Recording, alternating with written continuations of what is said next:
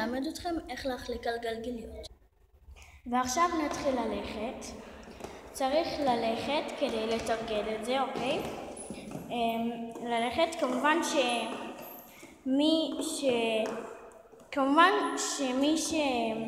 שמי שרק מתחיל צריך לתרגל את זה הרבה, אוקיי?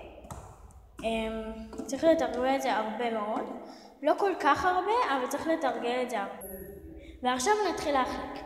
אז בעצם מה שצריך לעשות זה לקחת את רגל ימין בצורה הזאת ולשלוח אותה קדימה, ואז לקחת את רגל שמאל לרגל ימין ולקחת את רגל שמאל לשלוח אותה לשמאל, ואז לעשות ככה, הרבה ככה, אוקיי? ואז ככה וחזור.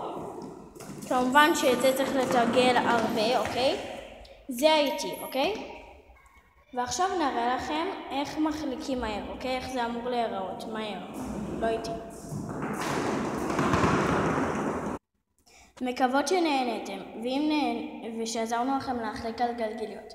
אם נהנתם, אל תשכחו לעשות לייק ולהירשם. ביי!